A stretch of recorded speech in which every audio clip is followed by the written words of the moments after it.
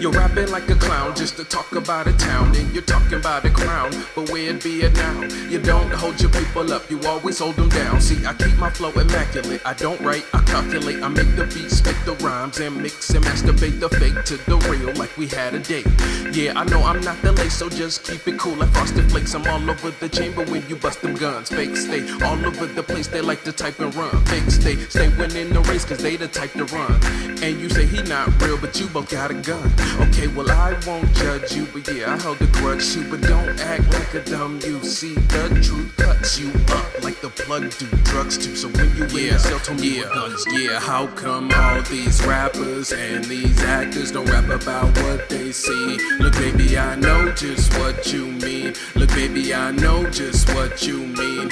How come all these rappers and these actors don't rap about what they see? Look baby, I know just what you mean. Look baby, I know just what you mean. Shots rang out when the boys in blue bang out. We gotta do our thing now, just to get our slang out. I understand the sentiment, it's imminent. So move your body now. If you really got the moves, start killing it. We getting it, keep getting it. I rip the mic like single ply, wiping with a finger missing. You talking kitty flipping, that's why the kitty tripping. You got the kitties flipping, something you must be missing. I like my missus chillin', winning, spending billions. Holistic hindsight, she raising niggas, nigga. She like to pop it, she like to get it. So what he gon' do? I got you reminiscing back when I was in the future. Mic in hand, that's my tool. Broken grammar, full of schooler to make your body move. So the cast of the stupid movie never. Bow your head if you feeling this. I bet you feel it in your wrist. I got many things, none came from a wish. Yeah, she shook the tambourine and bit me like a fish. I got blessings on blessings, nigga. Treasures on treasure, nigga. Several, nigga. I never tested, nigga. What I'm supposed to do? Keep this here from you. I got too many people trying to tell me what to do. We got too many people taking blows in the stew. I see too many people walk around in the zoo like they don't know what to do. Wishing they was on the tube. I hear homie said what up, dawg? What up, dawg? He said he heard that new hit, it was up, pop. These rappers skimming, they spit dumb talk. I got better things to do than to bump y'all. We want that crucial with that bump, dawg.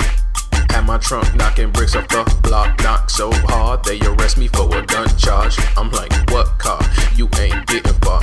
You see, it's not my job to make you wanna do your thing, and it's not my job to make an actor do a scene. No Vaseline, singers they don't sing. You see they hungry, girls will pop it on IG. I'm on top when I see me, we got a problem, you and me. Everything I do potentially is on the beat. Yeah, royalty, lay down at my feet. Woe is me, you niggas think that you MCs. You got people standing in the crowd looking at TV. I raised her heart rate just by seeing me. She said she want me, D-A-M-N-E. Girl, if you want me, make me something to eat, yeah. What's going on YouTube? What's happening? Wagwan, Peasley. What's happening? Yo. Wagwan, Teasley. Yo. So today we are going to be talking about the children again. And most of y'all, we understand that when we speak about the children, it's mostly about the conversation about teaching musicians and helping them understand a little bit more of what they need to know as far as growing and maintaining a fruitful music career, but also a career that they understand, right? And so yesterday, continuing our theme this week about the children, we talked about how a lot of the investment we put into children really comes from the parents, right? So we looked at the Coogan law and the Coogan accounts and how they worked for content creators and things like that, and also how they are being changed for today's content creators to where it's now affecting those who are outside of studios, right? And then we also looked at how you will basically be exposing your child or your young musician to certain things when it comes to screen time, right?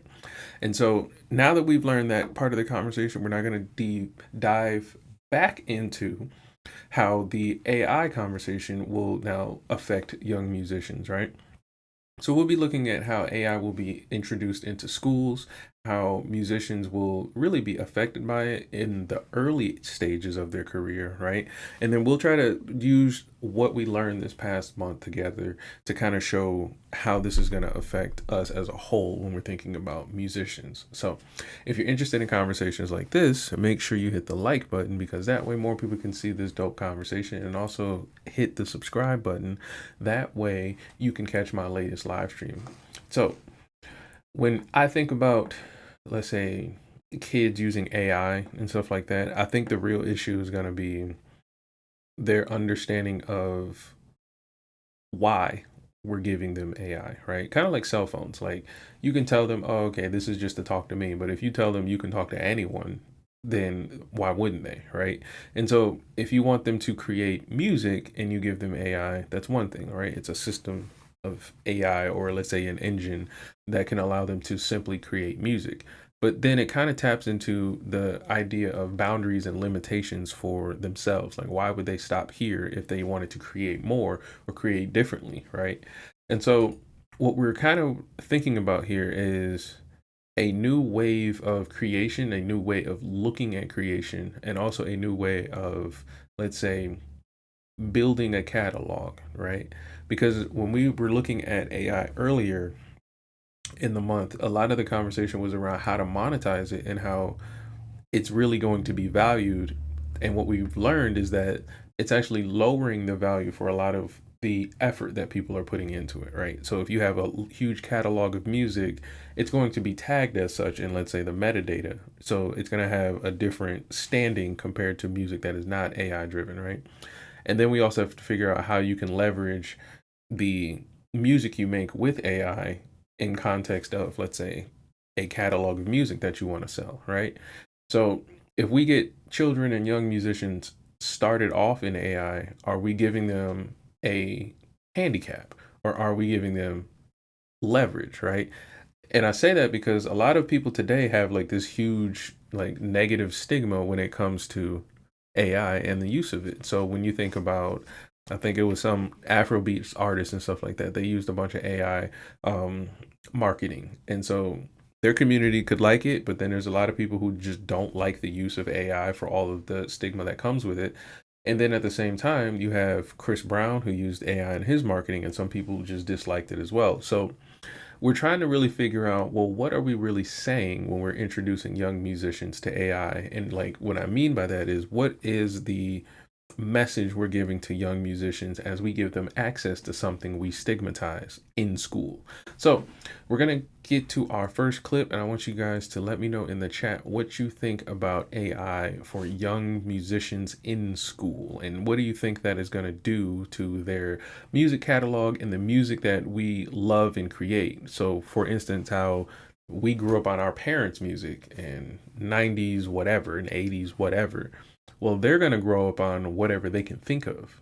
So let me know what you think in the chat, and I'll pull up the next clip, and let's get started, y'all. Coming up on 60 Minutes. IQs have dropped for the first time in human history. The frightening medical evidence. Dementia and Alzheimer's in teenagers. It's really scary. What too much screen time You almost forget who you are. is really doing to young Australian brains. What does it look like when an entire generation reaches adulthood with dementia? That's next on 60 Minutes. Our love of whiling away the hours on the latest and greatest technology, mobile phones, tablets, and computer games, has hit an unwelcome and worrying roadblock. Instead of providing entertainment or simply passing the time, there now seems to be proof screen time is making people less intelligent.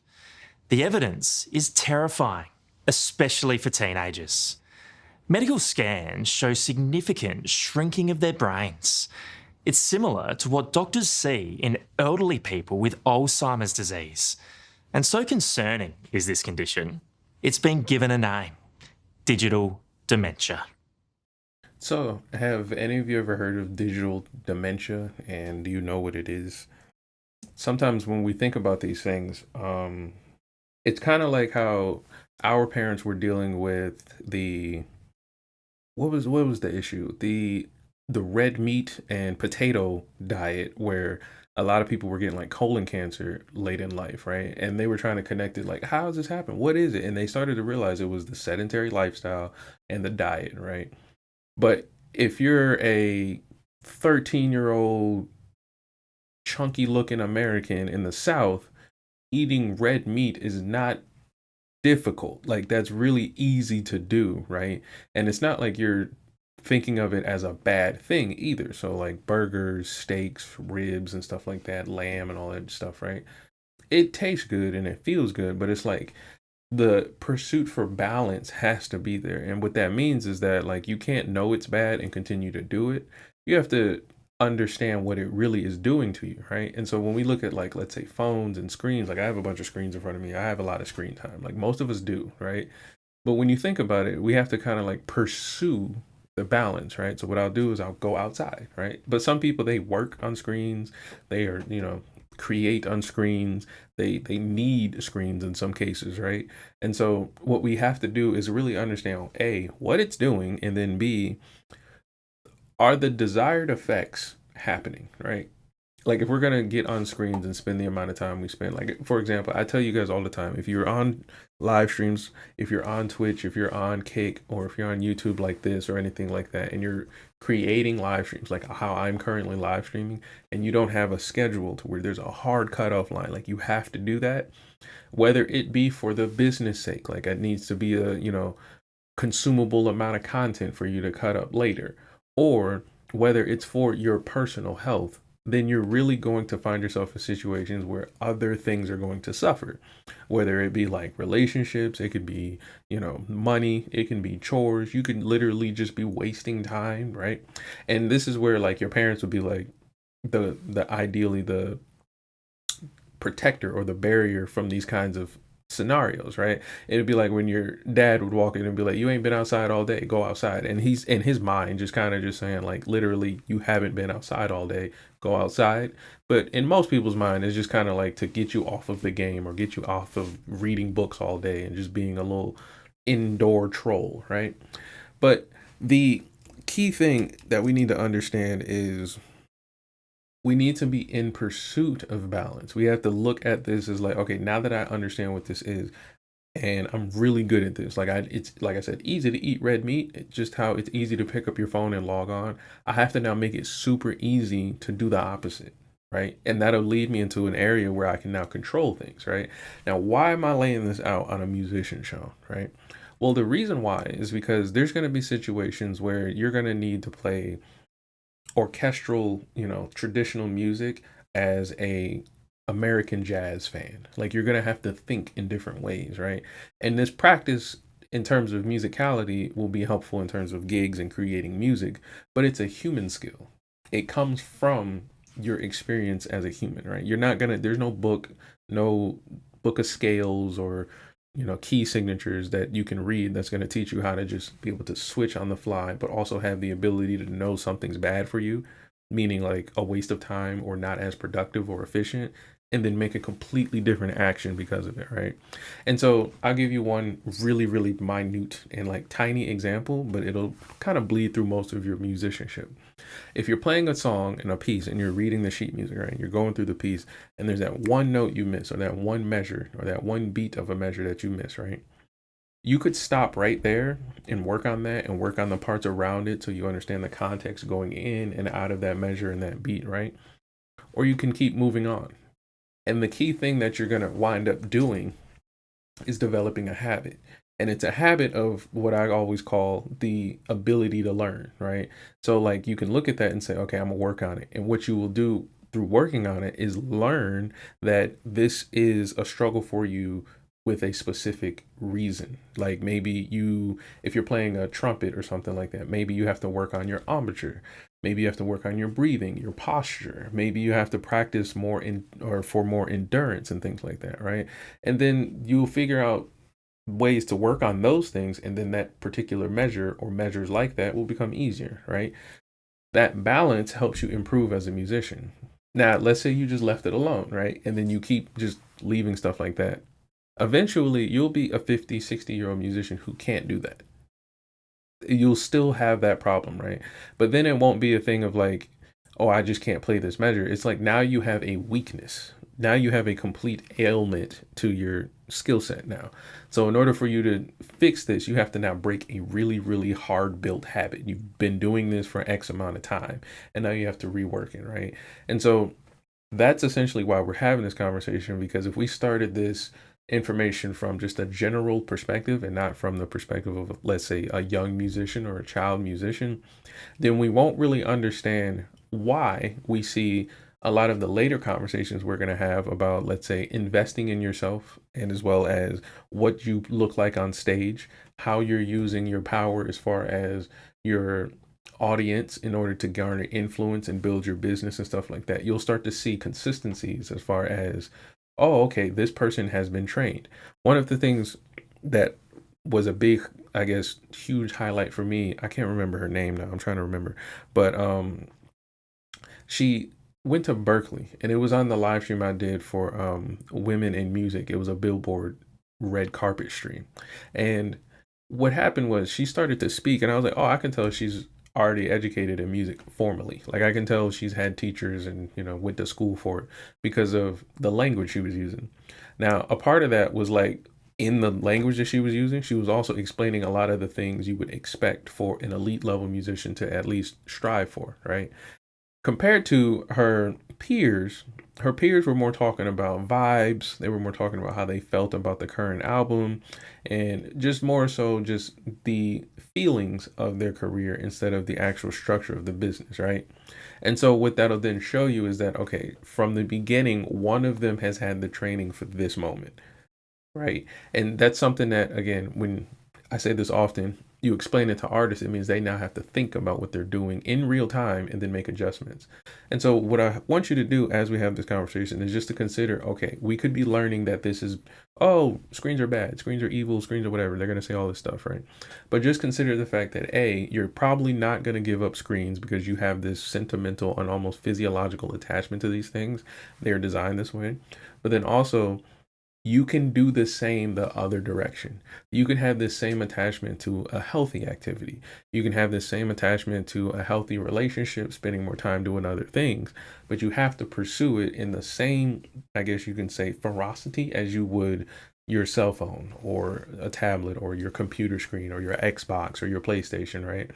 And it's a thing that once you kind of feel it and realize it, you're like, oh, ooh, and it's gonna strain at you a little bit, but it'll be fun as you learn more things, meet new people, and of course get like really fun benefits of just being out and about and experience and stuff. But yes, I wanted to look up this phrase he was saying here. It was digital something. See in elderly people with Alzheimer's disease. And so concerning is this condition. Screen time is making people less intelligent. The evidence is terrifying, especially for teenagers. Medical scans show significant shrinking of their brains. It's similar to what doctors see in elderly people with Alzheimer's disease. And so concerning is this condition, it's been given a name: digital dementia. All right, so digital dementia. And essentially, the idea of dementia is something that's, well, not the idea, but the presence really of dementia has been a thing in a lot of our elderly musicians. Like a lot of times when we look at this, we think of, I don't know if it's suffering specifically for him, but Bruce Willis is one of the people. Like when you think about like how the brain works, how the brain functions, and what really affects it, and then how fragile it is at the same time, like how powerful and how fragile it is and what it controls and what it has access to and things like that. We kind of just turn our control of it off because it's convenient, right? So like when you think about food and stuff like that, for most of us, we don't think like, man, what am I going to eat? We just kind of walk into the fridge, and then whatever the fridge presents, we just go, oh, okay, and then grab something, right? And if we don't see it, then we go to the phone, and then we just be like, oh, what should we present, right? So like thinking about food is a process that our brain has to go through and is effort for that, right?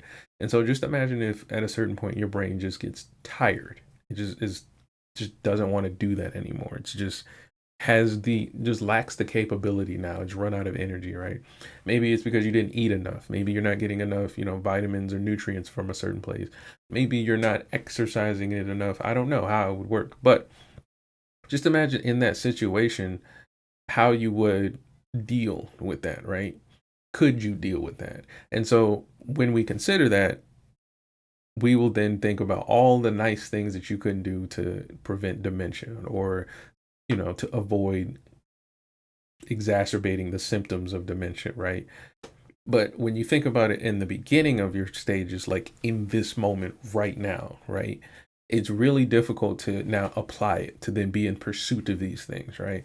So a lot of times for me, it was when I was learning about fitness, most of the things about fitness that interested me were nutrient side. It wasn't so much like exercises and looking cool and pushing a lot of the weight. It was more like, why do our molecules react to certain things differently than others? And it transcends what you look like, how big you are, how long you've been working out, right? And so that interested me more. And then you start getting into how much power you have through understanding that information, meaning like the purchases you make, how consistently you make them purchases, and then also the pursuit of learning more, right? So it makes you really, really think about all this stuff, right? So I'm saying this to say this. I'm saying that to say this. That now when you look back at our story where we covered Chameleonaire and how he invested in all the things he invested in, do you see how like intelligent it was to then look into all the different information, to place himself in exposing positions, right? And it may have, again, just like how we look at screen time, been more comfortable to just say, nah, I'm gonna sit back and just rap.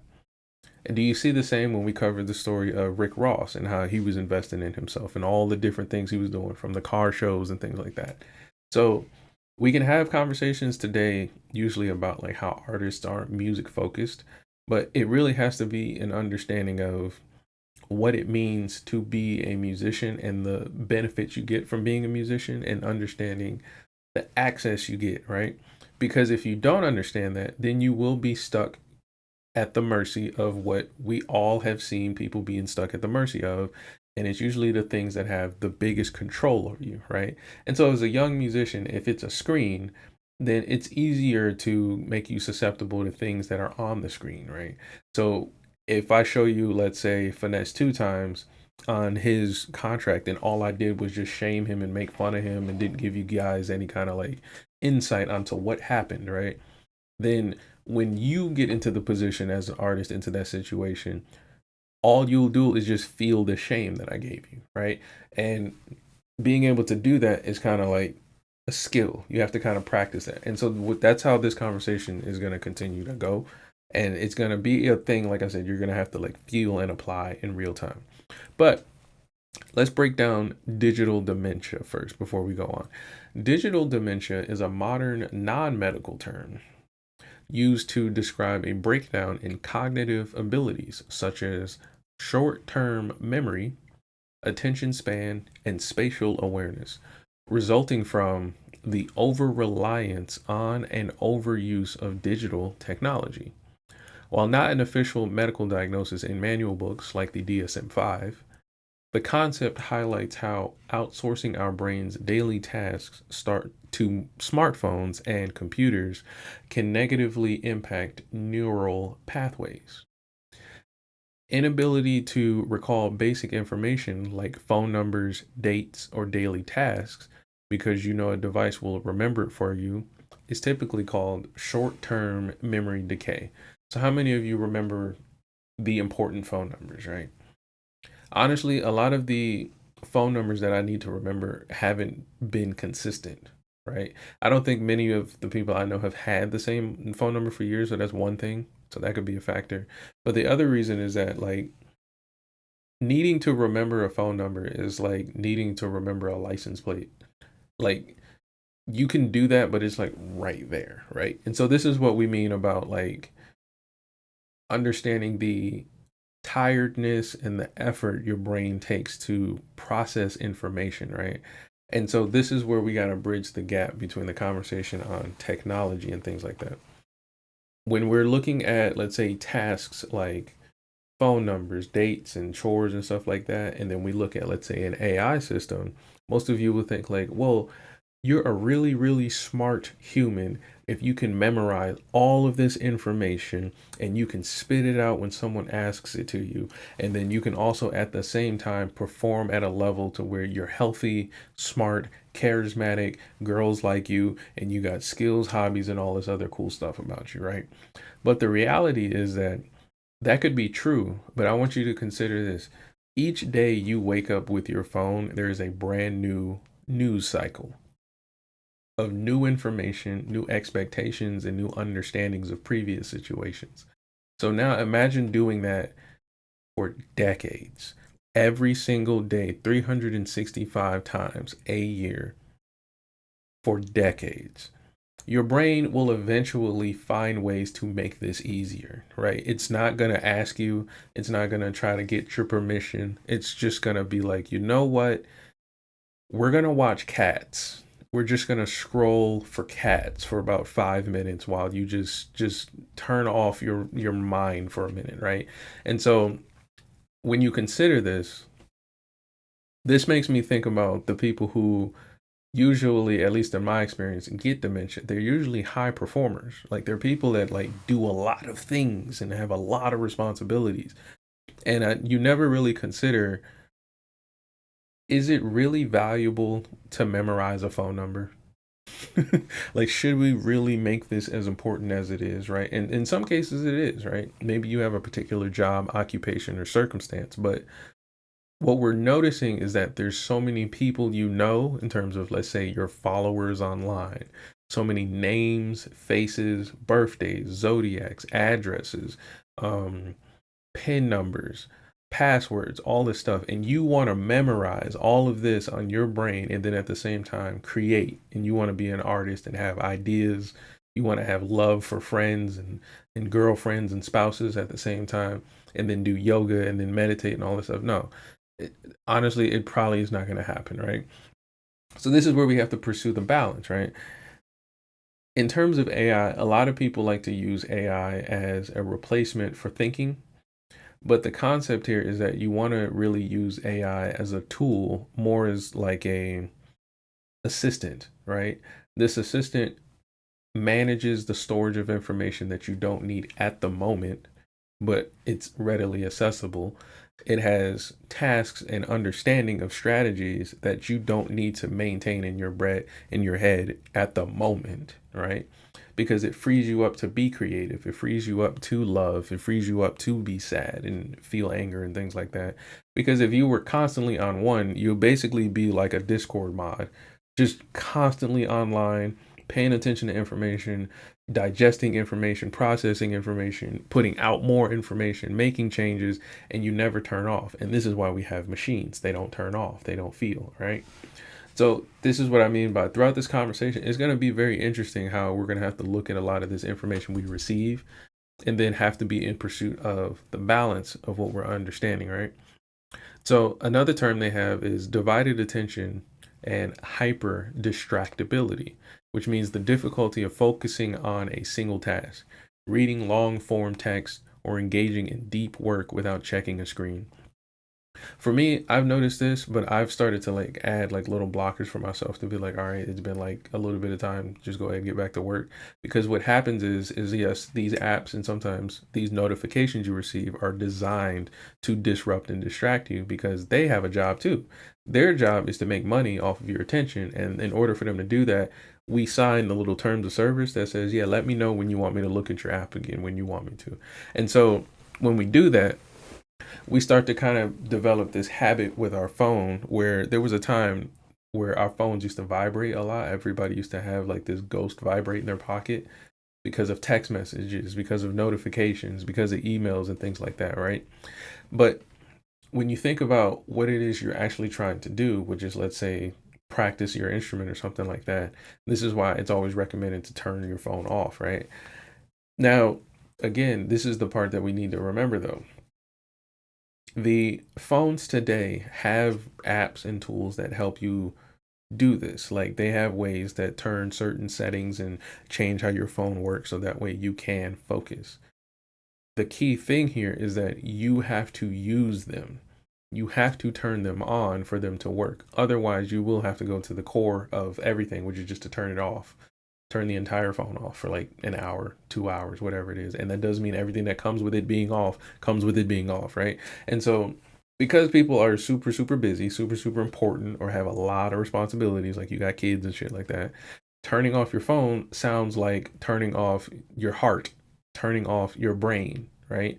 And this is what I mean by, do we really need to memorize phone numbers and stuff like that? So what you should do, honestly, this is my personal solution for you, is to utilize your phone as a tool to help you pursue these same benefits of being off the screen, right? Have your phone tell you it's time to get off the phone. Have your phone tell you that you need to do a task that does not revolve around the phone. A task where you have to plug it up, charge it, and leave it in the room it's in, type of thing, right? And so this will train you over time with your brain to have to use different processes that don't come with so much information, like advertisements, your mom calling you, your friends texting you, or the next hyper reactive viral meme from the next scroll to the next scroll to the next scroll to the next scroll to the next scroll, and your brain just keeps getting hit over and over and over and over again with trying to figure out if this is funny or not, if you should like this, if you should post this on your story and all that stuff, right? You can stop that right then and there if you help your phone help you do that, right? And the next few vocabulary they have here in this situation is called impaired spatial awareness, which means over reliance on GPS tracking that weakens the brain's natural ability to map and navigate physical environments, right? For a lot of people, it could be like driving, right? When you're driving somewhere, people use landmarks, people use signs and stuff like that. Usually when you have an area that you've never been to, GPS is just like the natural thing to just rely on, right? It's a map. It's the map of today, right? But you'll have a situation where people can't get from, let's say, one block to the next without a GPS system because they don't have the spatial awareness to look away from the screen, right? There will actually be so much attention on the screen that it makes looking away from the screen worse because they can't see where they're going. Does that make sense? Like they won't be able to see where the GPS is telling them because they will actually be looking away from the screen at the world around them, right? And I think the difference here is that that's different from somebody who's, I guess, working an Uber job, right? You work Uber, like your phone is probably just always on your hand. It's a habit you build, right? So I guess that's the big difference here.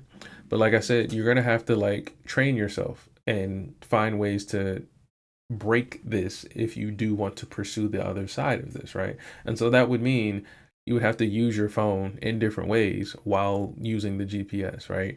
Some people allow it to talk to them. I have this cool thing where I don't have to look at it. It'll just ping my Apple Watch. Like it'll just vibrate to tell me like a turn's coming up, so I don't have to look at the screen and things like that. So it's pretty cool. I can just, have it running in the background while I, doing what I need to do. And then last, it has brain fog and fatigue, constant sensory overload from notifications, scrolling, and multitasking that leaves the mind feeling drained. You ever just look at your phone and just been like opening the same app like 2 or 3 times in a row? That's what that means. It's literally your brain trying to figure out what to do. And until you put the phone down and look away, it won't snap out. And like I said, a lot of you believe you are powerful to do that. Like you believe your brain is more special than other brains and can overcome this. But you got to remember, these apps are designed with the data that you've been putting in these apps since you were probably like 11, 12, 13 years old. I don't know when you got on social media, but they already know what triggers you. And so you trying to fight it with just strong willpower, like, yeah, I can just say no, is not really smart. You're going to have to really use the technology against itself to help you, because you're relying on what they know will work, and usually you're going to fall victim to it, right? So the brain operates on a use it or lose it principle of neuroplasticity. How many of you have heard of that word, neuroplasticity? When we actually memorize, calculate, and navigate, we strengthen neural connections. When we outsource these functions to technology, we do what's called cognitive offloading. The brain subliminally decides not to store information if it knows the data is easily retrievable offline or online. And then we have asymmetrical brain development. Heavy screen time primarily stimulates the left brain, which is associated with linear processing, meaning like I can show you a movie, and if it has like a beginning, middle, and end, you're good. But if you start deviating from the story, then you're going to have trouble, right? And then this leaves the right brain, the creative, focused, and intuitive areas underutilized. And so what that tells me personally, if I were to just read this and give you what I thought in real time, that tells me that a lot of the things like a viral or funny TikTok being the next scroll feeds the left side of the brain more than having to understand an entire film in 2 hours, right? And it feeds the brain more than having to read an entire book and then write a book report. So this leads us to a question of, when we're talking about young musicians and we want to actually design superstars and design what we call respectable young musicians, what are we really saying when we want them to, let's say, use or not use AI? Because it is here, but in the sense of like, what are we really setting them up to do? What do we want, right? What does it really look like? And so for me, it will look like using AI to use that right side of the brain. Like that could mean like, hey, I have an idea, help me craft this idea, instead of, hey, I have an idea, how can I get this very, very specific result from this idea, right? And I think that linear side of the brain, that kind of thinking, should kind of like be understood to be not utilized as much when it comes to looking at these tools. It should be kind of a thing like, I want to use this to help me think, not use this to replace myself thinking, right? And I don't know how to make that happen. I don't know really if that's the right approach, but that's what this makes me think when I read this, right? And it also says there's a continuous micro rewards system from social media and notifications, and they fragment our attention span. So retaining the brain to prefer, so it retains the brain to prefer short-term stimulation over deep focus. Like for me, I get a kick out of, let's say, playing video games for like 2 hours, and right around like an hour and a half, I can tell like, okay, I feel like I'm like in some kind of like flow state of gaming. And when that happens, I usually have to tell myself like, okay, this is a point of time where I can really dive deep into making like a bunch of videos for content, maybe really hang out and like understand the game more, play a bit of the game more, or I can do something else, right? Otherwise, I'll just lean to like what feels nice. And usually what feels nice is playing the game because I'm good at video games, right? The same goes for music. There's a lot of times where I can just find myself just playing music, just playing, just nonstop. But there comes a point where you have to say, okay, what is it that we're trying to do? Are we making a single? Are we making an album? Or is there a certain thing? Like I can just make just song after song after song after song. I can just keep doing it, right? But coming into like, let's say, copywriting all of this stuff, that gets expensive. Branding all this stuff, that gets expensive. So you got to really think about what you're doing. And if you don't, it can be easy to just rely on that right side of the brain.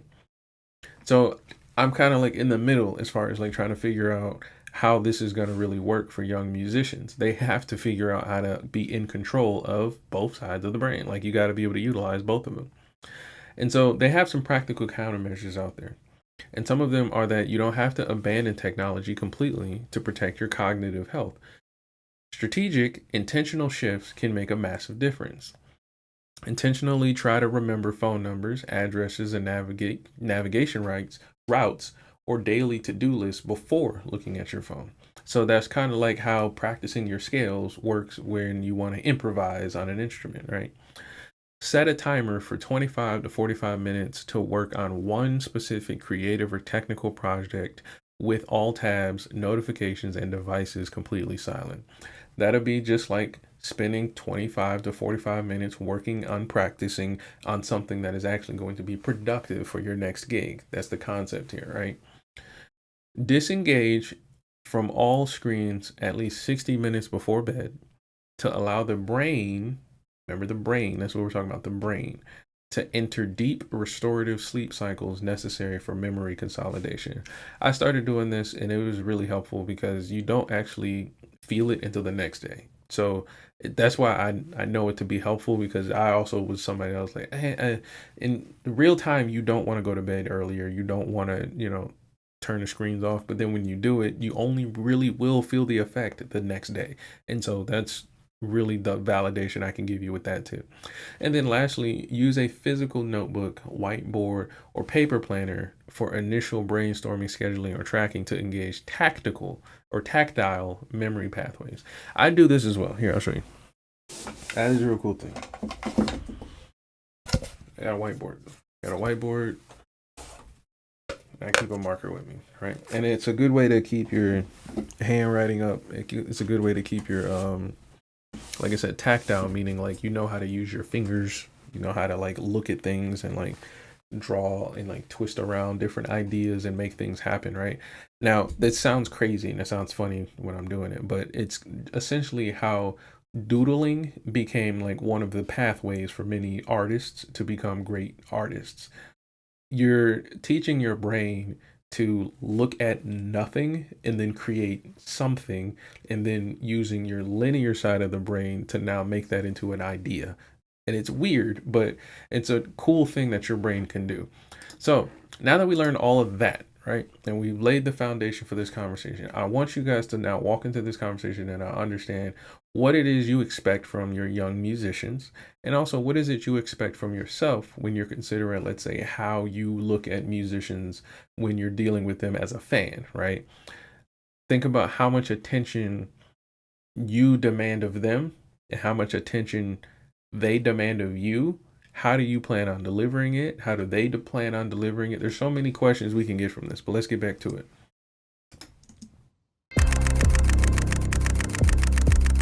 You're looking at a brain scan of a teenager addicted to screens. And what it shows is frighteningly clear. Every blue part lit up depicts an area that's deteriorating. These brains are shrinking. Experts are blaming the damage squarely on excessive screen use. They believe playing games, scrolling on the phone, and YouTubing for hours is physically altering and seriously harming the brains of teens. Worse still, cognitive neuroscientist Dr. Mark Williams says this pattern mimics something normally only found in the elderly.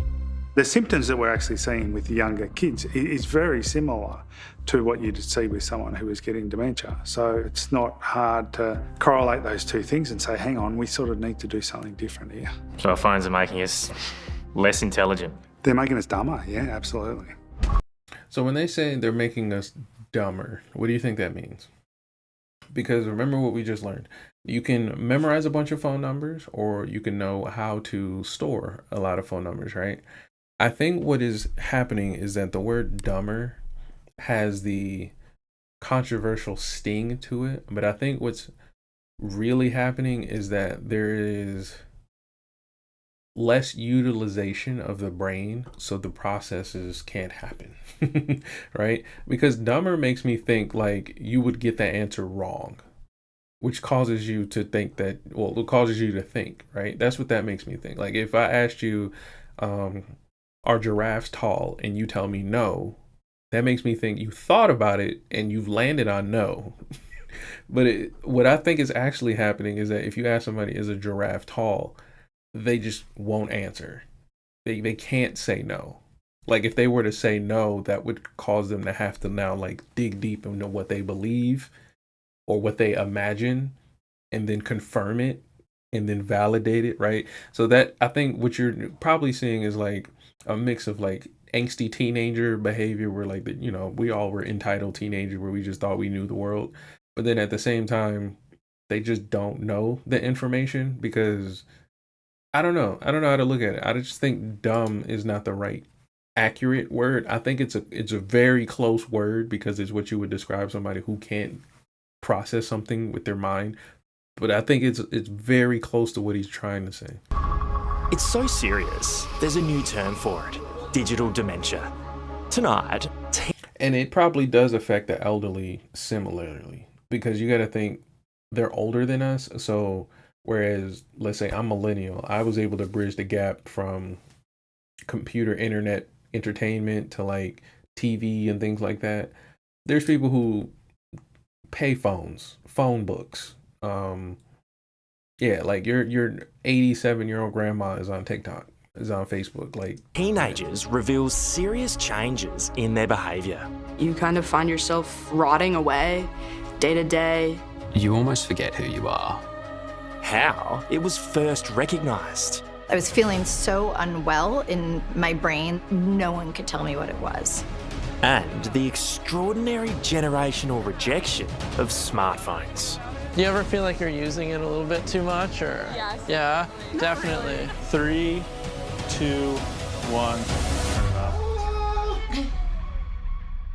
and another thing I've noticed is how anxious people get about their phones. You ever seen people that are like super hell bent about you not seeing what's in their phone, or not being without their phone, or their phone's about to die and now they're like panicking and things like that? Once you start to notice that in yourself, you kind of just be like, you know what? It doesn't really matter, because there was life without phones before. Like, can you all imagine like life without telephones? Like, there were no phones. Like, you had to like walk over to somebody so they could hear your voice. So this dependence on phones, this authority phones have, is unprecedented. And I think the fact that we are so comfortable with it makes it so dangerous, because if you're that comfortable with the phone having that much control, where there was an existence where your beings could exist without it, then you have to really question, well, why are you so comfortable? Why do you fight for the phone so much? Why are you not, let's say, open to just the phone being a phone? What is inside the phone that makes you so attached to it, right? And so a lot of it really is nothing. It's usually just connections to things, photos, people, and accounts and stuff like that that doesn't matter. Very rarely is it something that's really like life-changing, you know what I'm saying? But in reality, what I'm pointing out here is that the attachment to it is manufactured. It's something that you've designed, that if you didn't spend a lot of time on it, if you didn't spend a lot of your data and information on it or within it, you wouldn't have such a sentimental attachment to it. So that's why for me, my sentimental attachment comes to like music, in the sense of being able to play music. And then on the other hand, I also have gaming. I like being good at video games. So the ability to play a lot of video games makes it fun for me.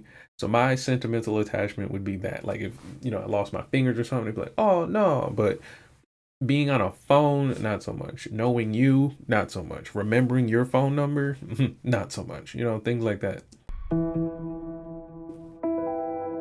To see teenage boys fishing these days is rare. But Max Stove and his friends have recently rediscovered the simple joy of waiting for a bite. 3 years ago, it was a very different Max. At 14, he didn't even have a fishing rod. Instead, he was at home in his bedroom, playing games on his computer and scrolling on his phone. So how many of parents do you think have given their kid, 14 years old, a computer, a gaming console, and a phone? Just think about how much access you've just given a 14-year-old Homo sapien, right? Like, I think we kind of like or maybe underestimating what kind of power that really is, in terms of what it represents for the tech companies and what it represents for the 14-year-old, right? Let's say I gave you, random watcher of this video, if you're restreaming this or you're watching it live, let's say I gave you a $6,000 musical instrument, and I just handed it to you and said, yes, this is, and I tell you it's a $6,000 musical instrument, and I go, look at all the glitz and glamour and the whistles and the bells, right? Do you understand the power I've just placed in your hands? And then if you do, will you use it? Right? And so I think what we're looking at here is that the underdeveloped brain of a 14-year-old and then giving that immense amount of power has to be supervised, has to come with balance, right? And so if he's 14 and he has them 3 devices, I can already imagine A, your parents are spending a lot of money on you, but then B, the amount of responsibility you have to use those devices can't be clearly explained to a 14-year-old. You're 14, right? So if the neurological expectations of a 14-year-old can't be met without these devices, let's say if this was the 1920s, then there's no way he would be able to grasp it at the 2020s, right? And so when we think about this and we consider how we want him to be successful into the future, this is what we mean by training the brain. I guess when they mean digital dementia, they mean like over reliance and understimulation, right? So if you want your young 14-year-old boy to know where to go, some people knew how to drive at 14, but if you knew how to do certain skills like tie knots, cooking, cleaning, talk a certain way to elders, respect manners, etiquette, dressing, tying a shoe, tying a tie, brushing your teeth, brushing your hair, hygiene, general hygiene, all that stuff, and you want them to maintain, memorize this, and be good at it proficiently every single day, 365 days a year to your standards as a parent, and then your standards as a neighbor or in the society, then how do you think giving them a computer with internet access, a video game console with, let's say, an Xbox Live membership, and a cell phone with access to all their peers is going to affect that learning process? Just honestly, how do you think it's going to work, right? And I could show you the examples in many ways, but one of the few examples could be like how most people are dating today. Most people date online, and then they get their dating information online, and it affects how they affect people in the real world, right? And so when we look at things like, let's say, teen takeovers, and then we don't like how teens can't read, and then we don't like how teens treat each other, we don't like how teens treat us. Well, a lot of it comes from where they're receiving information. And if their brain that is a 14 years old, 15, 16, 17 years old, has to receive information in massive amounts very quickly and process it and then get it right, and then they fail or maybe they're successful, they're going to land on what's comfortable. And usually what's comfortable is what's easier. It's easier not to remember things. It's easier not to have to know where to go. It's easier to not have to understand counting coins, writing with your hands. It's easier to do that, right? So now we have to train them to be in pursuit of the difficult things, which means train them to turn the phone off, train them to have to pursue solid core focused work, meaning you're not going to go to the gym because there's a new, energy drink. You're going to go to the gym just to do push-ups, just to do calisthenics, just to walk on the treadmill. You're going to go to the park because it's the park. Like that's all you're going to do, right? You're going to just be, right? And in order to train you to do that, you almost have to set guidelines and boundaries and things like that. And so that's my point about him being 14 and then having the access. But we also got to think about how we view this access. If we were 14, wouldn't you want a PlayStation 5? Wouldn't you want the new Xbox Series X? Wouldn't you want the new Steam Deck, the new Nintendo Switch at 14? Wouldn't you want the new the PC that's coming out, right? The new iPhone. Wouldn't you want to take the pictures? Wouldn't you want your Instagram to be lit, right? So we desire these things, right? So then we got to think about how we get provided these things. Well, we all desire these things. So this is a really deep conversation we're having here, because it's going to affect, let's say, how we view AI music going forward. Because if it's easier to make it, it's easier to listen to, and it's definitely easier to sell, then you got to really consider what we're training our young musicians to think like. Can you try to list for me or explain to me the feelings you would have when you were consumed by screens? I didn't have motivation. I didn't actually have the energy. Just feels like slow. You just feel sluggish. Max barely spoke to his family and often slept only 3 hours a night. The moment I got into my room, I closed the door, everything went dark. I'd open up my laptop and it'd just be in that world for the next 6 hours. and I'd carry through until about 1 to 3 a.m. in the morning.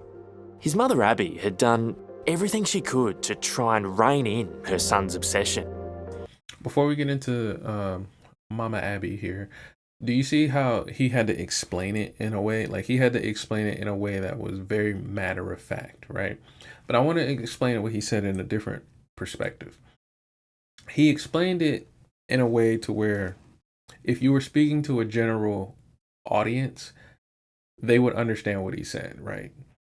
But I want to explain it in a more realistic sense. So let's say he's normal kid going to public school, right? He gets up, it's like maybe 6:30, 7 a.m.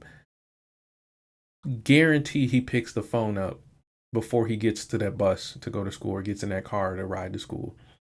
While he's riding to school, guarantee he's looking at a screen. Now, there was a time, even when I was a kid, that wasn't really popular. We had like flip phones that didn't have a bunch of stuff on there. So unless you was playing like the little worm game or Minesweeper, there was really nothing you were doing. You had to have a Game Boy back then in order to be out and about on a screen, right?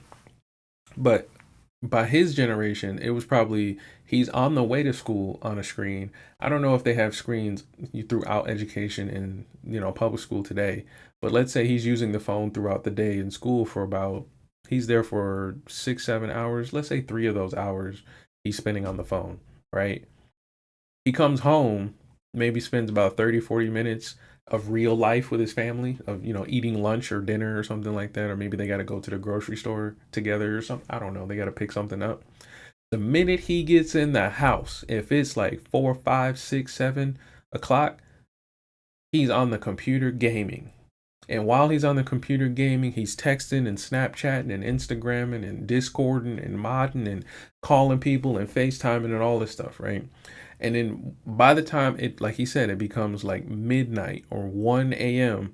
is when his body is exhausted. And so now he has to sleep.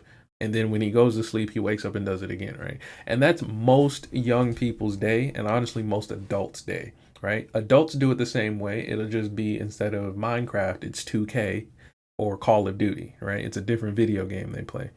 But the point here is that it's a super, super easy, comfortable lifestyle to get into, especially if you can afford it. Like if you're one of them people that just plays one game, oh yeah, this is easy. If you're one of them people that just plays like with the same people, and you don't really play online with you're not a streamer or content creator or something like that, then it's super easy. But it's even worse if you're a content creator and if you're a streamer, because that means it's a thing you've dedicated your chunk of time allotted to you towards this, right? And so for kids, it don't even look that difficult. It don't look like a problem until you realize, oh, you've been doing this since you were 9. Oh, you've been doing this for 5 years. Or you've been doing this for 7 years. Like, you got to really look at like when you started doing this, right? And so over time, processes that your brain needs, like let's say your parents coming and having like a 4-hour conversation with you in the evening is like stressful to you. Now it's kind of like that side of your brain where you have to just be is now pining for getting back to the screen because it's comfortable, it's safe, it's warm there. And that's a situation that you don't really want to be trained in, but it's something that you will wind up training yourself in with your lifestyle. It's like I said, it's not a choice. That's why I was like, him explaining it the way he did is something that if you were to tell anybody, they would never pick that. But if you explained it in the sense of you're a 14-year-old with a PlayStation, a Discord server, and a pop-in Instagram, as far as like your school knows you, at least you get to hang with your friends and stuff like that, it's very easy to do what he just said. I'd carry through until about 1 to 3 a.m. in the morning. His mother Abby had done everything she could to try and rein in her son's obsession, even buying a lockbox to keep the screens in at night. But Max seemed to get past every block she created. We had a tracker that would give us a weekly report, and we looked at it and went, how is he on? How's he using his computer at 2 a.m. in the morning? It's locked away. What effort did you go to get your devices out of that locker box? I learned how to lockpick. I just, practiced opening and closing the lockbox with the lockpick. the boy learned how to lockpick to get back to the screens, right? And some of y'all are like, wow, that's crazy, that's crazy, that's crazy, that's crazy. Well, you got to think, there are people that hide tequila in water bottles so you don't notice while they're out at the water park with you. So he's addicted. And he's honestly lucky enough to have parents to notice that and to at least attempt these kinds of things. But you got to think of how many of you don't think you're addicted. Like how many of you are actually doing what he's doing and have done what he's done and don't think it was nothing wrong with it. You think you're normal, right? And so, like I said, you need to set these boundaries up, but you also have to be acknowledging the boundaries. You have to say, okay, boom, I have to set a boundary. I have to set a timer. This is going to help me. I need to do that, right? And that's the key difference between what we're seeing between old musicians and new musicians is that the new musicians really don't have the barriers, but they also don't have the reason to design the barriers needed for them to be successful. So let's move on to our next clip, and I want to make sure you guys are getting off to lunch on the right time, right? But let me know in the chat if you've ever experienced some of the things that he was talking about, because I'm sure as parents, you know, a lot of you have in terms of like just video games, whatever teens have. Teens, it's not just video games with teens, but the point here is that if we're trying to design what we call elite musicians, well, we got to understand the cost and what comes with, you know, being an elite musician. We all know Michael Jackson's daddy, right? But they didn't have screens back then. So there must have been other things that could have affected teenagers of that time that we need to be on top of today if we want to, you know, maintain the idea of what we call great musicians. So let's move on to the next topic and see how things look here. The consequences thus is also gradual and much subtle. An example of general addiction would be the use of drugs. Methamphetamine, for instance, a type of drug, increases the dopamine level by over 1,000%. In contrast, video game usage, an example of dopamine addiction stimuli, increases the level by less than 200%, which is... So she's saying that dopamine levels will raise over 1,000% when using meth.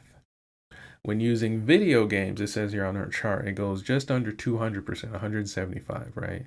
Sex is at 200. You get a little bit more dopamine from sex. The cocaine, you get about 500. And then the amphetamines, you get about 1,000, right? But do you see the correlation between food and video games and sex? Do you see how close they are? I just want you guys to notice that. Do you see how close food, sex, and video games are, right? Now, I'm pointing that out to say this. When we're talking about young musicians, children, and as well as like, you know, just, you know, people in general, you can be addicted to bad foods and good foods, right? But do you have the pursuit for the balance in order for you to be a healthy person that can understand what you're eating, right? So you would never give a kid a bunch of candy, right? But wouldn't a kid ask for a bunch of candy? Right? So this is why you wouldn't give them a bunch of candy. So then when we move down to the next category, video games, you wouldn't give a kid unlimited power to the, or limited access to the internet. Wouldn't they ask for it? Wouldn't they ask for a cell phone or, you know, a video game console and things like that, right? And then as far as like sex, most adults and things like that want to have sex, and then the kind of sex they want to have, they just want it. Like there's no, people don't want to be rejected for the kind of sex adults want to have, right?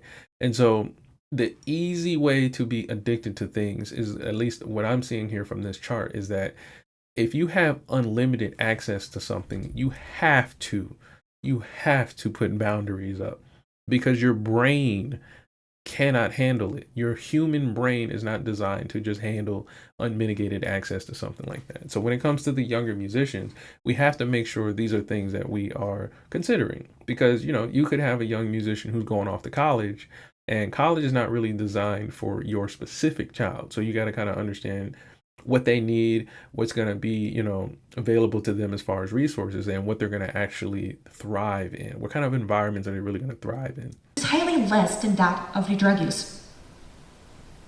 In that sense, excessive usage of electronics is a major form of modern-day dopamine addiction.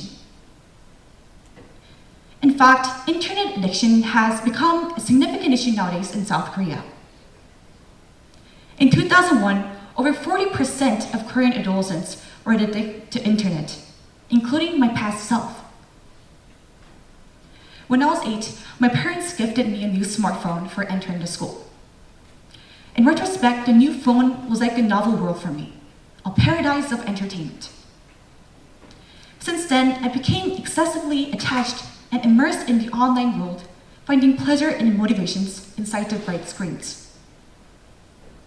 In 2022, the average screen time for current adolescents were about 7.1 hours on weekdays and less than 10 hours on weekends.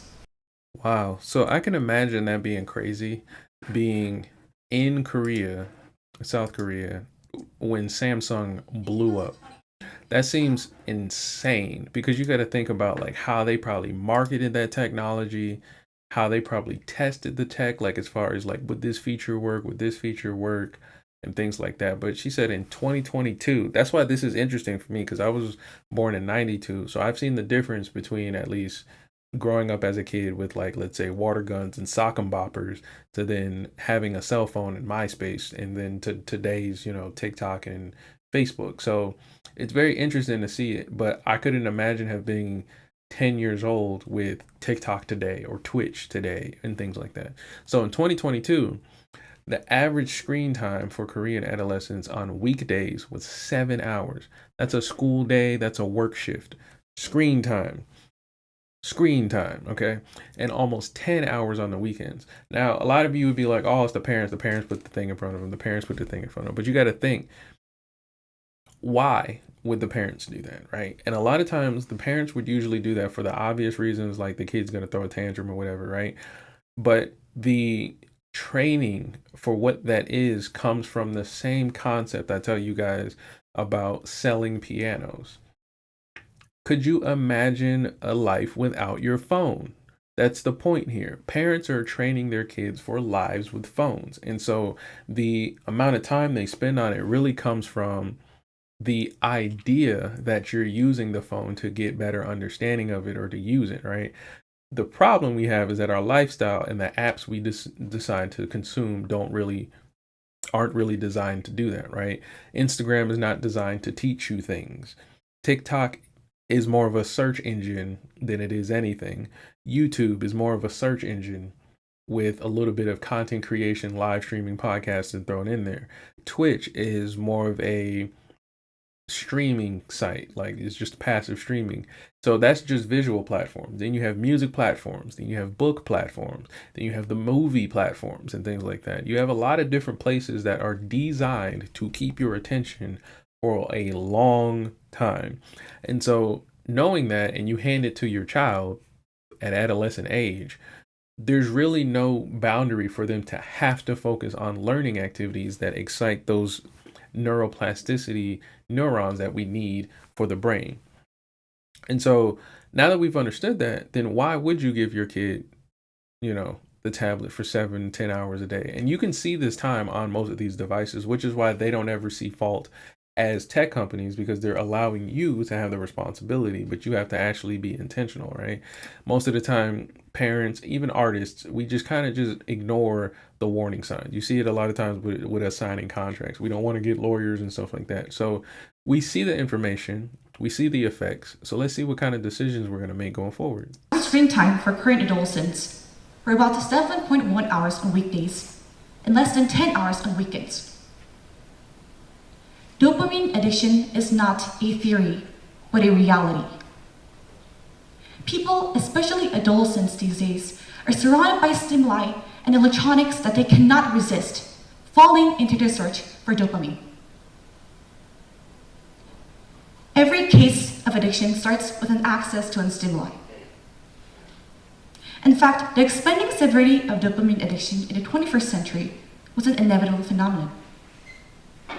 Directly, it was the result of the advancement of market and media that increased smartphone accessibility. From 2002 to 2022, mobile internet access in South Korea has increased from 67 to 99%. Simultaneously, from 2010 to 2022, people addicted to internet in South Korea increased from 8 to 20% in total. Wow. So from 8 to 20% of people in South Korea addicted to the internet. That's a huge jump in just a decade. So do you think it'll be better or worse by 2050? Let me know, chat. By 2050, do you think that number would be better or worse? And now I'm speaking this in terms of like, now that they understand this information, they can actually make a change. But do you think they'll make a change for better or for worse by 2050?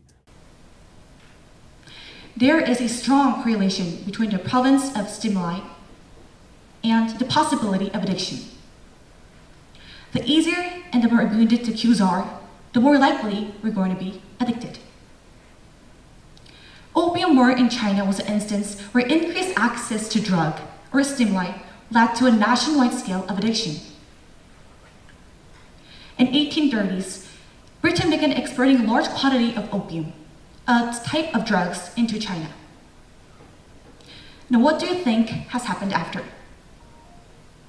At the end of the 19th century, 90 out of 300 million Chinese population was addicted to opium. Indeed, drugs are incomparably more severe level of addiction than that of electronics. Yet in terms of accessibility, electronics are far more abundant than drugs, with over 95% of American adults having access to internet. Wow, she made a very interesting correlation. And like I said, you can draw this to food as well. But she was saying how Britain had exported a lot of opium to China, and then in turn, China had a huge rise in addiction to opiates, right? Now, we can see that and we can be like, oh, that makes sense. But she said here that if we know that drugs are 1,000% or have 1,000% increase on dopamine hits, which makes them highly addictive, and then we can understand the accessibility of it being a direct effect of that. And then she said, now take a look at technology like video games and screen time and like iPhones and Netflix and things like that, and see how addictive it is, and then consider how much access people have to it now. And so that's why at first she laid out how Korea went from a 67% internet access to 99%, right? And they have Samsung there.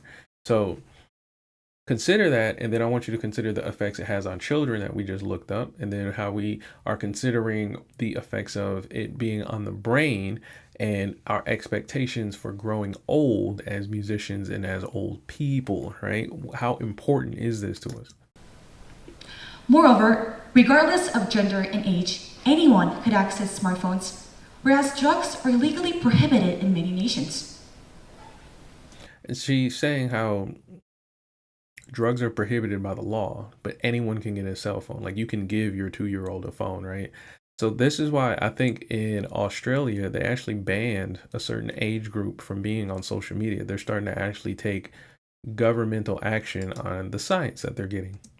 This easy access is what makes us so susceptible to dopamine addiction.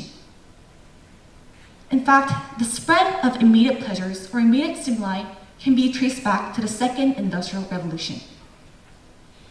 During this time, technological inventions such as radio and phonographs produced new forms of entertainment and pleasure.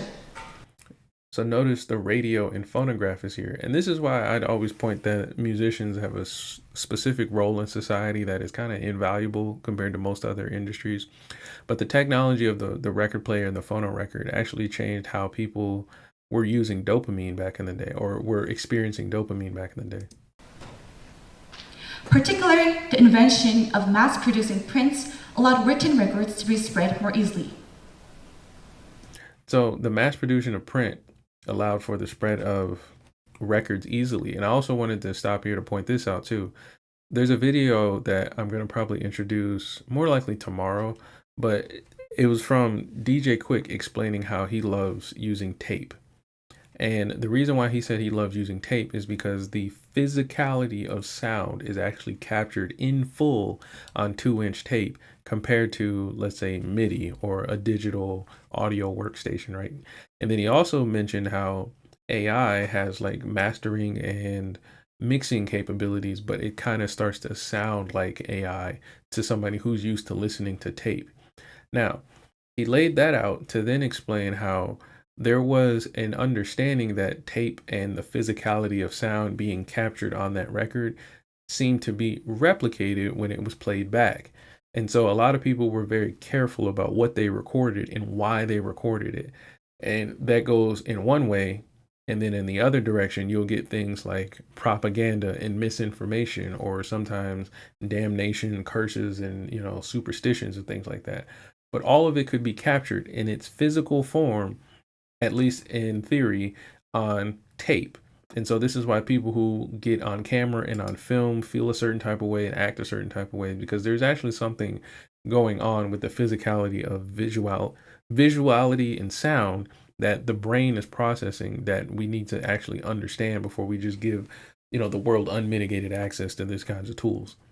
In Britain, sensational fictions and escapist entertainment gained widespread popularity.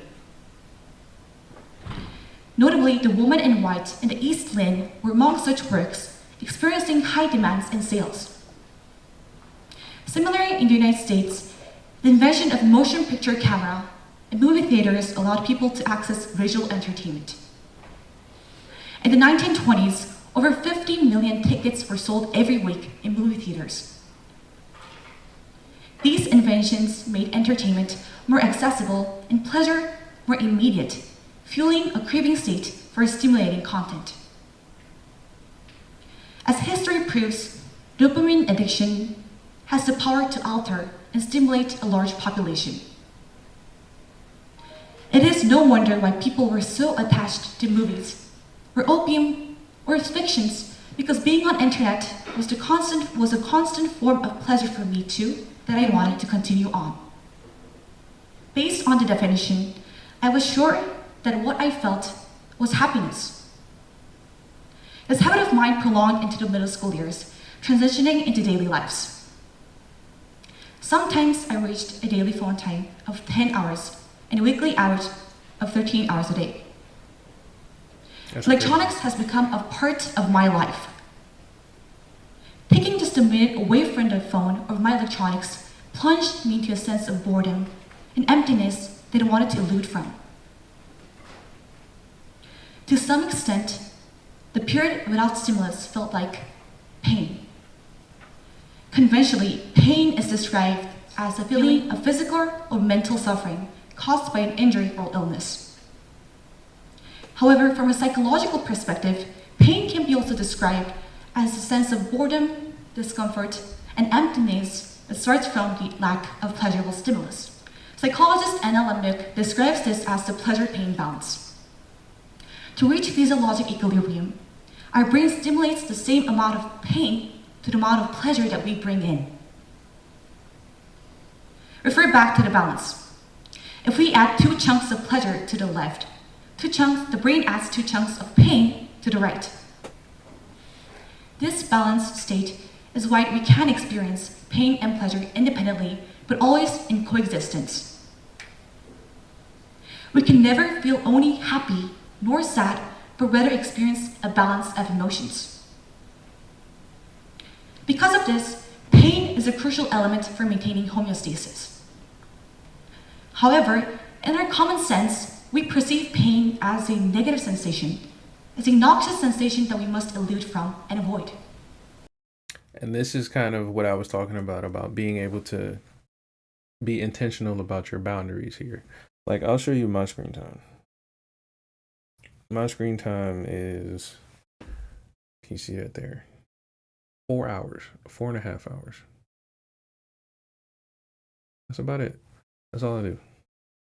And so what she's showing is that there's actually a balance between how your brain looks at pain and pleasure, and that if you keep feeding in more of the pleasure, meaning like you just spend more time on your phone, the lows that you're going to feel from your brain are going to be a lot harsher, right? Which is why people feel so anxious when you say, hey, let me see your phone. Like, if you were to just literally like turn your phone to somebody and say, this is who I'm texting, you'd feel like shame and guilt and all kinds of crazy feelings, because it'd feel like the movie Liar Liar. Like, you'd feel like you were doing something against your body's nature, right? And so what she's showing you is that it actually is beneficial to kind of practice feeling pain in order for your brain to then add in those pleasure nodules, I guess, what it would be called. So what that would look like is, let's say if you're at a gym working out how they say no pain, no gain. What they really mean is that you don't want to just be comfortable and like calm throughout the entire workout. It should be intense enough to where you feel like work is being done, because what will then happen is that your brain will then release the hormone to make you feel accomplished and happy and joyous and feel like you did something difficult and actually succeeded.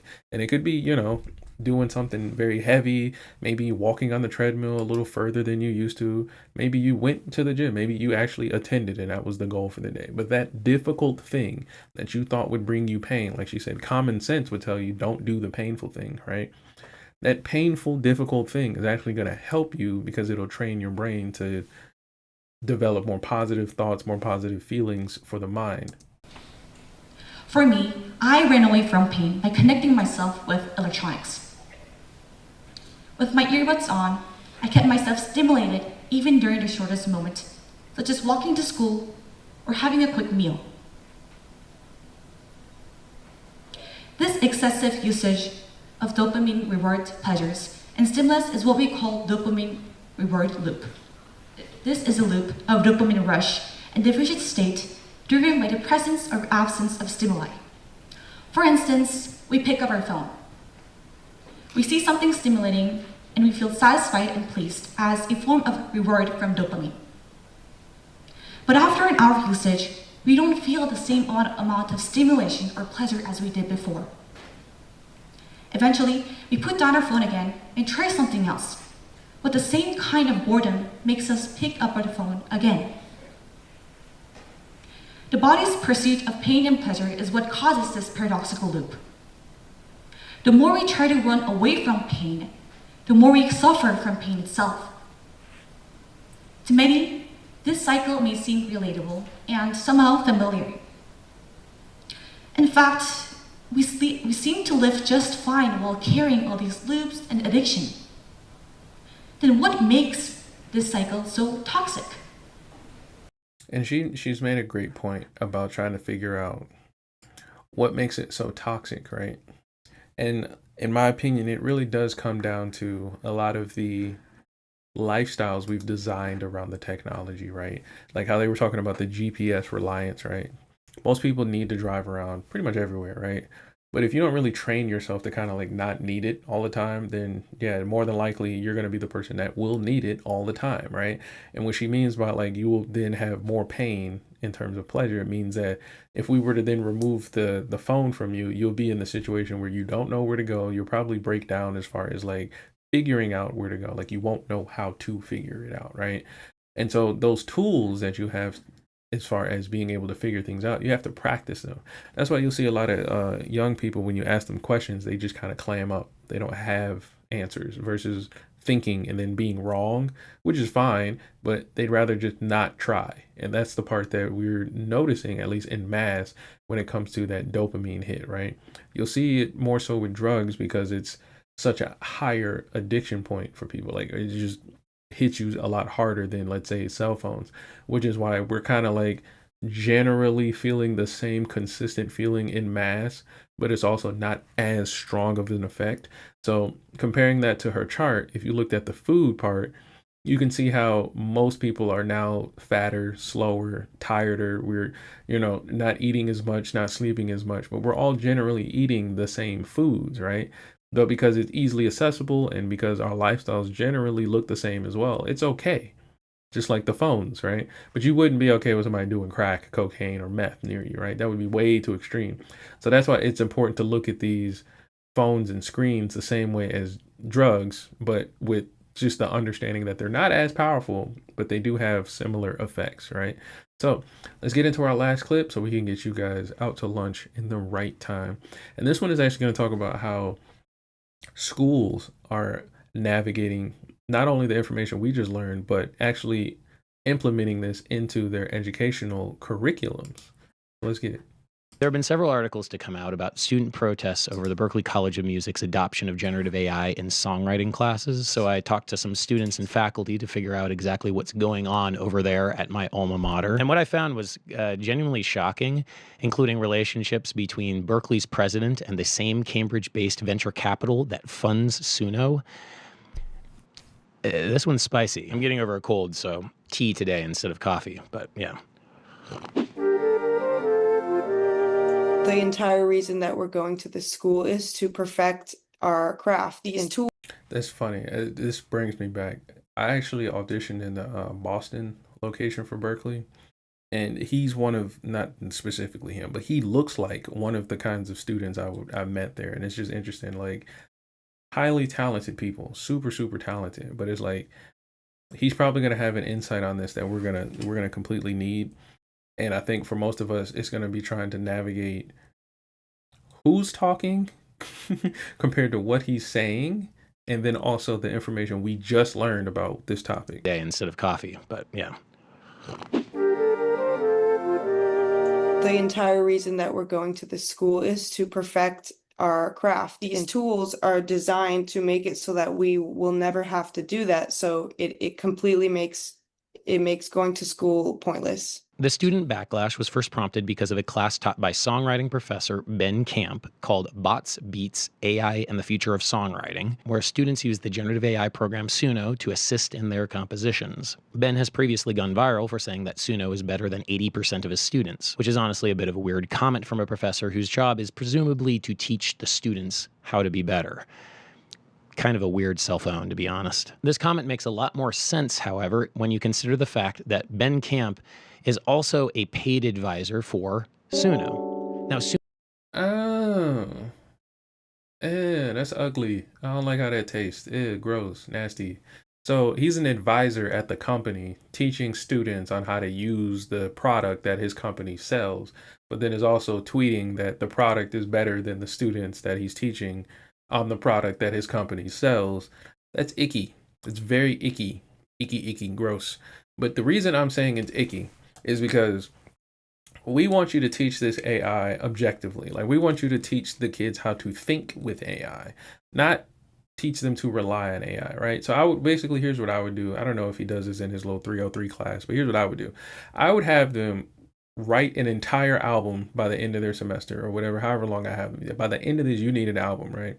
But throughout this process, I want you to utilize the understanding of how this album would look and sound with AI. So you're essentially writing two albums. You're going to write the one that you're going to own and publish, like it's yours. It's going to be your album. But I also want you to see how you would use AI through this process. I'm not going to just show you the product and give you a tutorial. No, I want you to think. It's like a gun. Like, I want you to be like, all right, what is a target? What's not a target? How do you eliminate a target? Should you even shoot? You know, like, I want you to think of things like that. Suno, of course, is the venture capital funded generative AI company led by TechBro CEO Mikey Schulman, who wants to turn music into a pay-for-play video game. And if you make music interactive and you make music engaging. Now, for those of you who don't know, we actually looked at this guy a couple weeks ago. He is the gentleman who says he does not like making music. The process of getting into a room with an instrument and then making that sheet music into a piece of sheet music is something he does not enjoy, so much so that he invented the AI engine Suno, which allows you to write a prompt and then turn basically your idea into music. People will pay for it like they pay for video games. To me, it seems like just crazy that music should not be as engaging as Fortnite. To do this, Suno uses AI as a means of wealth extraction. They have trained their models by scraping every musical recording on the internet without permission or licensing. We know that there are some... And that's why I don't post a lot of the music I would actually, want to use in my catalog. Like, if I do improv, it's improv. Like, I like playing, so that's my passion. But as far as like, this is my idea, you're not going to see me post this without you knowing this is my idea. Copyrighted works in our training data. And sell people back the result as a subscription service. People will pay for it like they pay for video games. The fact that Ben Camp, Suno advisor, teaches a class at Berklee called Stealing from the Masters is honestly a bit on the nose. One of Suno's early investors and current board member is Matrix Partners Antonio Rodriguez, who thinks that the lack of licensing and attribution is an explicit feature of the company. Quote, honestly, if we had deals with labels when this company got started, I probably wouldn't have invested in it. I think that they needed to make this product without the constraints. As one Berklee student pointed out to me, the students in this AI songwriting class almost certainly are violating Berklee's own code of conduct with regards to plagiarism when they use Suno. Any output of the technology is unattributable to the sources it was trained on by design, and that is the reason why investors invested in it. Berklee does not see this plagiarism as a problem. In fact, Berklee is perfectly willing to partner with Suno in the upcoming AIMS conference as an artist sponsor. But this So when we're thinking about what the young lady just said in her tech talk about the accessibility of technology and its dopamine hits, right? If the college, Berklee, is doing this, right, what are they really seeing as far as giving accessibility to their students, right? Now, mind you, this is a college giving accessibility. You guys can do this on your own for like $30, $20, right? So if you think that Suno is the new next and upcoming thing, more than likely you have this in your home studio and you're already using it and you already are implementing it. Berklee is just using the source of young musicians as a way to directly target the new customer base. That's all they're doing. And so that's clearly fair game legally for them, right? They're trying to figure out if it breaks policy. We'll probably find out. But the point is that do you see how it doesn't really matter to them the effects it has on their brains, the effects it has on their careers, their catalogs, whether or not their creations are going to actually be owned by them? This is all about just the tech and the product, right? But the real understanding of this is really going to come down to how you use this tech to make your music career work. This relationship between Berklee and Suno goes deeper than just a conference sponsor and a professor.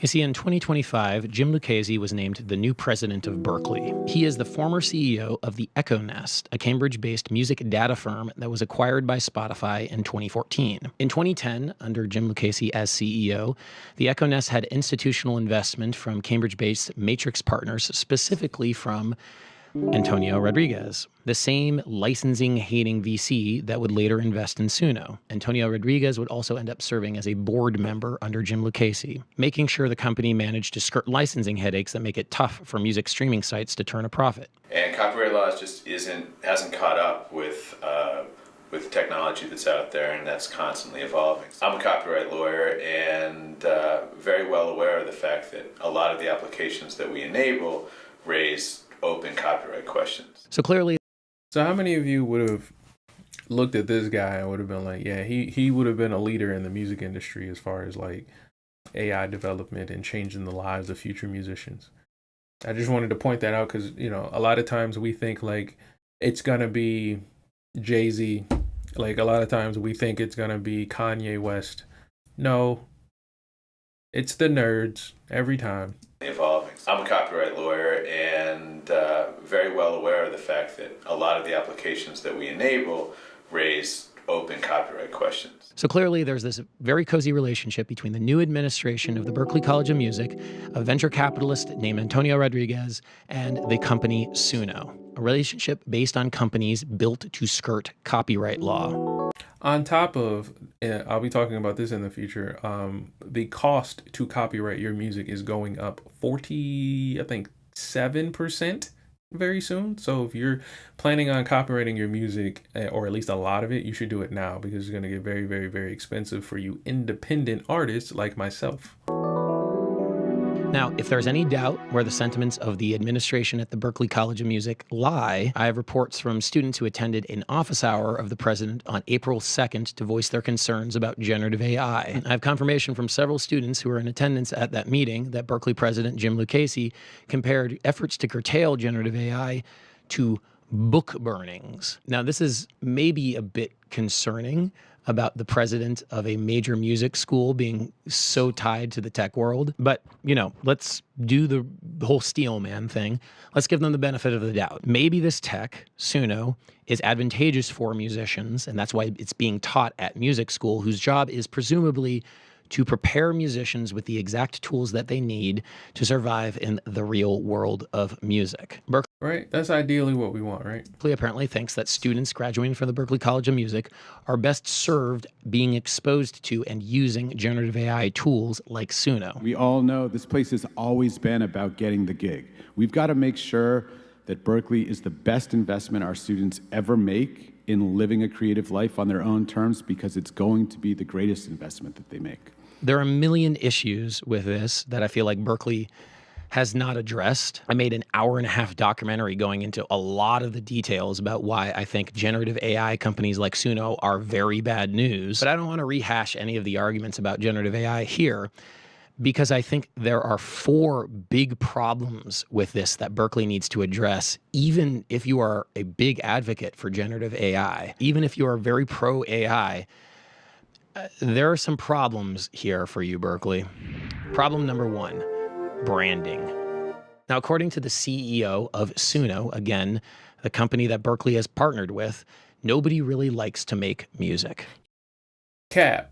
It's not really enjoyable to make music now. It takes a lot of time. It takes a lot of practice. You need to get really good at an instrument or really sound weak. Really good at a piece of production software. I think the majority of people don't enjoy the majority of the time they spend making music. Berklee, because they suck.